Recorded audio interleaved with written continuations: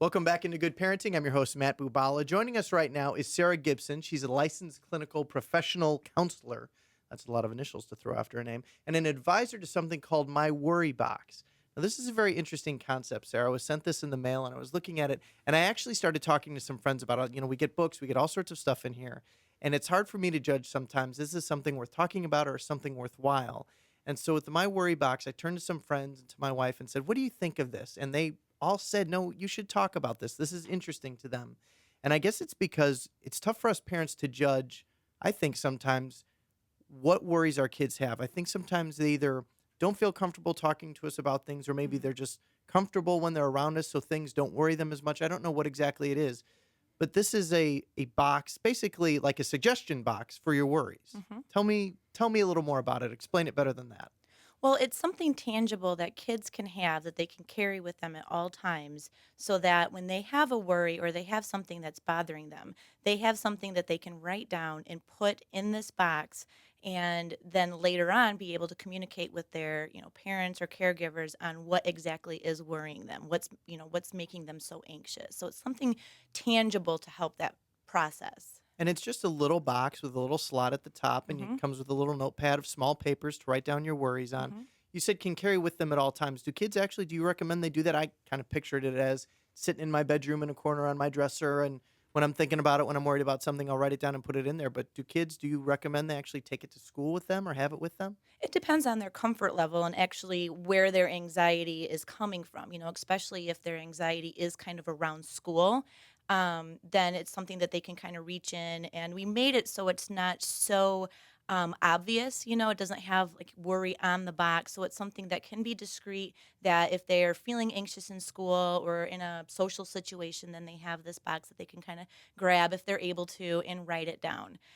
Or you can just keep it at home. And if you're able to keep the thought is though is that you want to try to get it out of your head when you start to have these thoughts. So it probably is better for you to keep it with you. But if you're uncomfortable with that, you can always leave it at home by your bed and journal these things down, at night or before you go to Right. bed. I'm guessing the discretion part is very important because if your worries are at school and you're carrying this around at school, and then you got some kid picking on you, that's probably what your worry is, maybe. And then they Mhm. see this thing, then your life gets 10 times worse. Mhm. So it is small. You can hide it easily in your locker, your book bag, or something like that.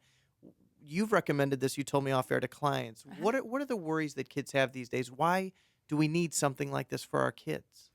A lot of worries, if you're talking about school, is especially if your child tends to be a perfectionist, it's getting good grades, it's pleasing your teacher. If it has to do with social situations, it's making friends, having friends like you. Of course, we know bullying is big these days, so it's worrying about what kids are thinking of you. Other worries regarding the home is someone going to break in the home or a danger to me, a danger to my family. So a lot of fears, also. So it's, depends on the situation. The important thing, though, that my worry box does, I'm assuming, is it fosters communication.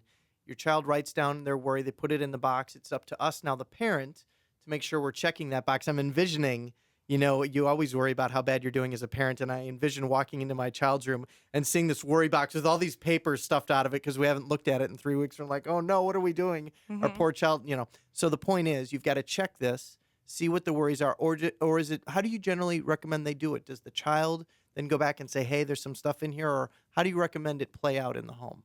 I recommend the parent coming to the child because the child is already anxious about sharing these. I mean, that's why we have the worry boxes because they don't really know how to express themselves or know how to go to their parents. So I definitely would like the, parents to initiate the process. And it depends on the child. I would say check it 1 to 2 days if the child tends to worry a lot. I mean, if every night this box is, got quite a few worries in it, I would recommend going through it every night until you see maybe that there's not as many worries in the box as it goes throughout the weeks or the days. Interesting. Mhm. And because part of the recommendations in the box are for the children to look back after a few days at their worries, throw away ones that don't worry you anymore. Mhm. So as a parent, I could see a tricky situation there where the child's like, "Well, no, no, no, that's nothing anymore," and then they don't want to talk about that, or how does that all play out? How do you work that out so you don't, and as a parent, don't freak out about what your child is writing and putting in there because they're trusting you to read these and talk to them about it. So I imagine it's very important for us not to overreact to what they've written. Absolutely. You don't want to overreact or make a big deal about the worries. And I guess if you just see a reoccurrent theme, and read your child, if you see that they seem really nervous about one particular one and they're kind of, quick to hide it or throw it away, that could be a sign. And maybe that might not be the right time to approach it.